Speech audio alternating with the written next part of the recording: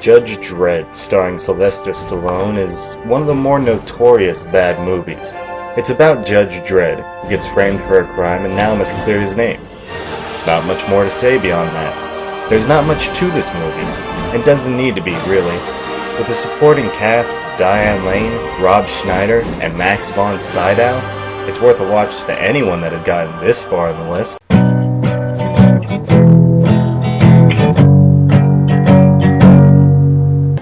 Street Fighter, the movie! You know, a lot of people seem to hate this movie, but it's actually one of my favorites of all time. It has such a large cast, from Ming-Na, Van Damme, Raul Julia, and in what I think is the most perfect casting ever, Kylie Minogue as Cammy. This movie went on to make over $100 million worldwide and spawned its own video game as well, making that game Street Fighter the movie, the game. How can you hate mythos like this?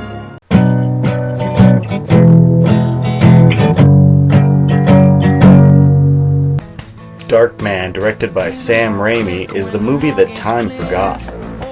An original character inspired by the Shadow, Darkman can make masks that match the human face almost perfectly. The story is fairly intricate, and the action is the pinnacle for its era. It was a blockbuster in its time, though it isn't talked about much nowadays. But if you liked Sam Raimi's other movies, this is definitely one of his best.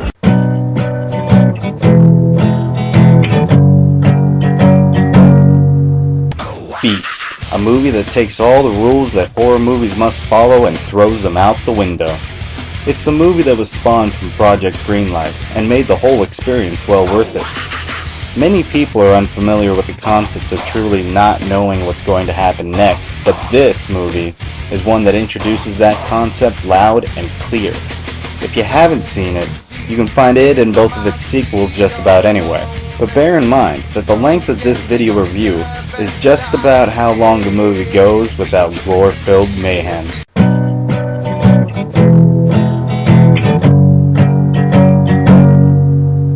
Last Action Hero, starring Arnold Schwarzenegger, is the true definition of a ridiculous movie with substance.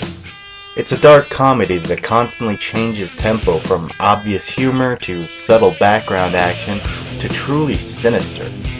It's Schwarzenegger making fun of himself and others when he has the opportunity, and at the end of the day, Last Action Hero has more to it than just about any movie Arnold had done before then, or has done since.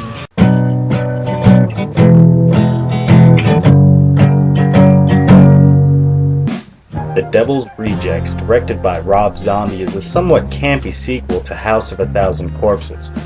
It centers around 3 of the family members from the first movie and develops their characters well, bringing forth a sincerity where you least expect it.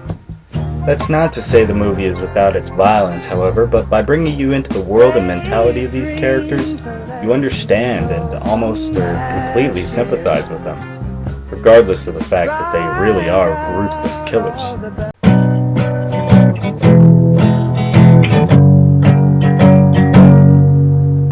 Punisher Warzone, starring Ray Stevenson, was exactly what the Punisher franchise needed.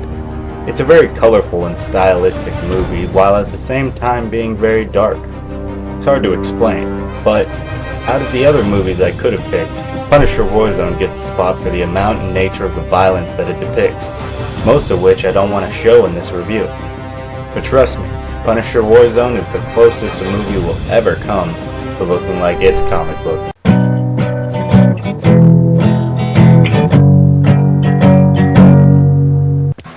Big Trouble in Little China, starring Kim Cattrall and Kurt Russell, oozes cheesy goodness. There's no explaining this movie. In fact, it was originally written to be a western, which doesn't seem to show in the final product. The plot of the story takes place in Chinatown in San Francisco, and actually contains elements that are true to the origins of Chinatown, minus the whole evil sorcerer thing, of course.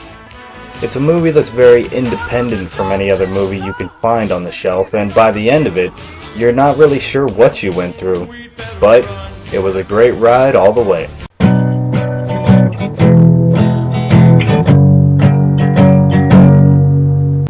Hackers, a movie that set the tone for a whole new subculture while alienating those that were already a part of it. This was a movie with an enormous amount of scope, which was in direct contradiction of what it was actually depicting. It's fun for all the stylized design of it, but its gross overestimation of what computers were capable of then, and still aren't capable of now, is laughable. Still, it completely ignores that fact and does realize its ridiculous nature. Plus, it has a young Angelina Jolie.